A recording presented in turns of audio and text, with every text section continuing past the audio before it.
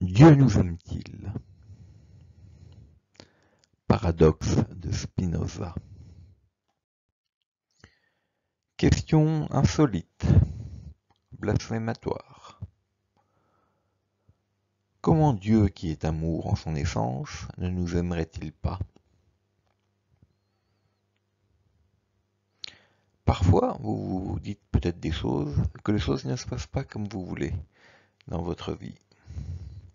Pourtant, vous faites tout bien, mieux même. Vous êtes respectueux envers les institutions et plein de piété pour Dieu. Et pourtant, cela ne fonctionne pas. Vous donnez tout votre amour à Dieu et n'obtenez rien en retour, à la manière de Job. Cela est-il juste? Cela est-il compréhensible? Spinoza, un philosophe juif du XVIIe siècle, va nous dire que cela est compréhensible et qu'il ne faut pas attendre d'amour en retour. L'amour envers Dieu est un amour à sens unique. On ne peut attendre d'amour de la part de Dieu. On dira qu'un tel jugement paraît terrible et qu'il est contraire à la foi chrétienne et même à la foi juive.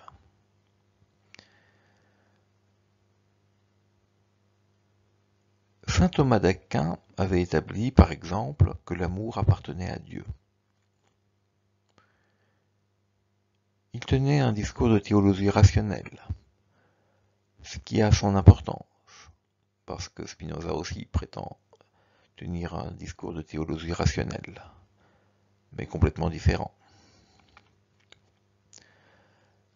Dans la Somme contre les gentils, saint Thomas démontre que l'amour est en Dieu. Il dit « En Dieu se trouve la joie et le plaisir. L'amour est donc en Dieu. » Étant entendu que l'amour est un affect suprême qui régit tous les affects positifs. Spinoza est également un philosophe de l'affectivité.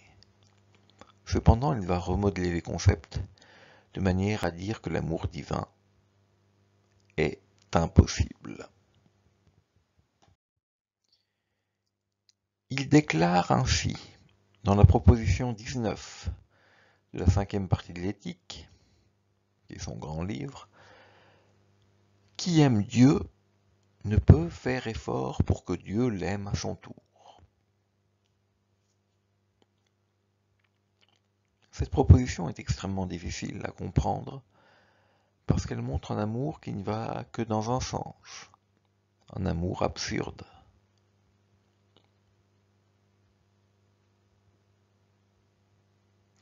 Elle suit en réalité un certain nombre de propositions précédentes. Au contraire de saint Thomas, Spinoza pense que Dieu ignore la joie. Dans la proposition 17 de la 5e partie de l'Éthique, il affirme ainsi « Dieu est exempt de passion et n'est affecté d'aucun sentiment de joie ou de tristesse. » Et ceci a pour corollaire que Dieu n'aime personne et ne hait personne.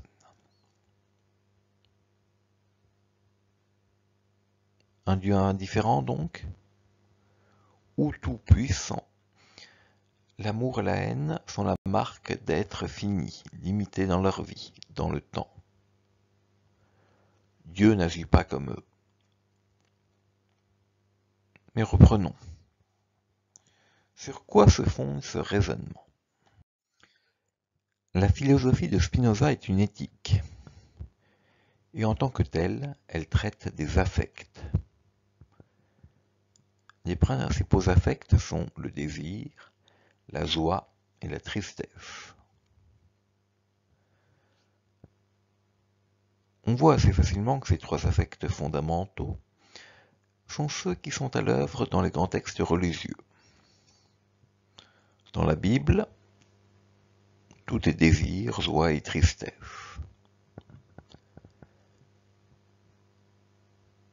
Abel et Caïn est par exemple un discours de la tristesse absolue. Le Cantique des Cantiques serait un discours de la joie. L'histoire de Joseph, vendu par ses frères, mais se réunissant avec eux après maintes péripéties, est un discours où la tristesse et la joie s'entrelacent.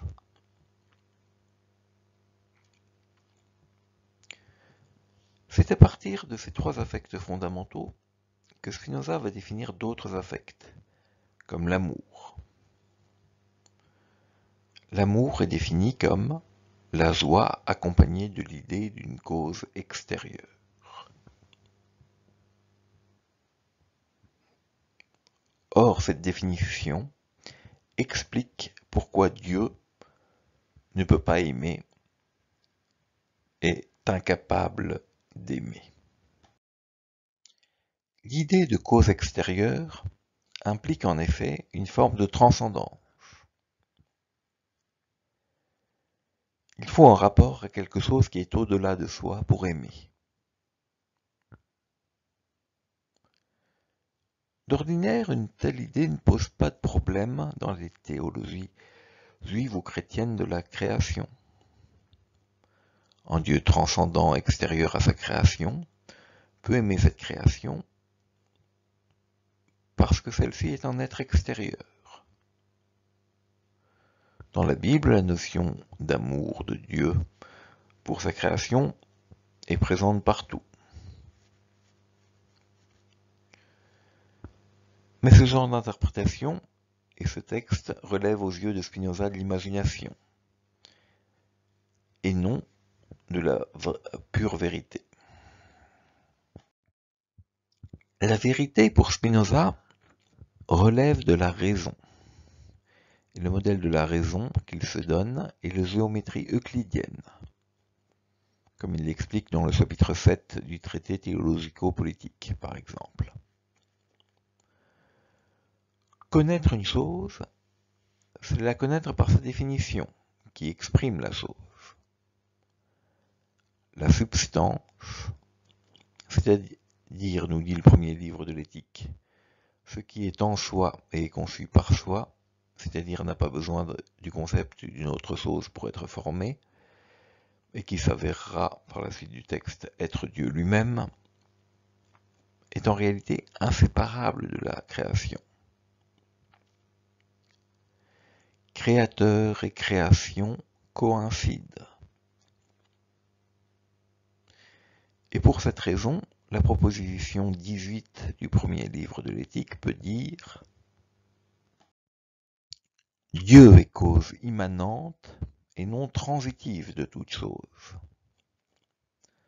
En d'autres termes, Dieu ne connaît pas l'extériorité.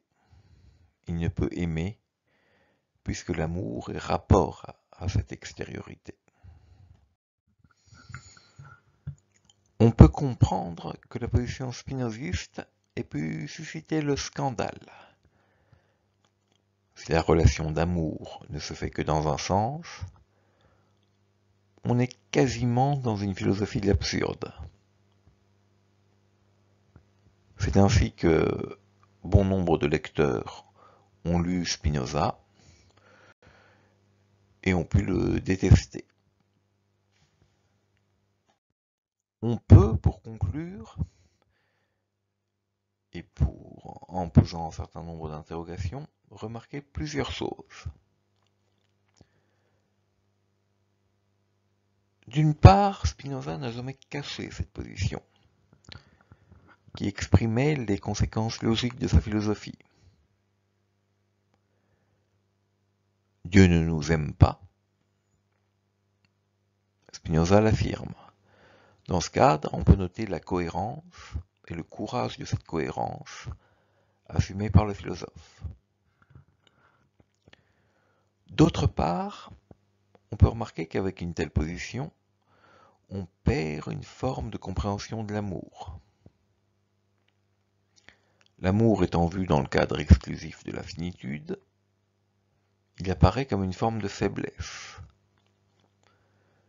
Le rapport entre un amour infini donné par Dieu pour le monde et le renvoi de cet amour par les créatures ne devient plus pensable. Un grand nombre de réponses à la question de l'amour divin et de la justice divine, ce qu'on appelle la théodicée, disparaissent pour laisser place à une philosophie qui frôle tout de même l'absurde. Il est en effet difficile de comprendre qu'il faille persister à aimer Dieu, alors que celui-ci n'est pas en mesure de nous aimer, et parce qu'il n'est pas capable d'amour.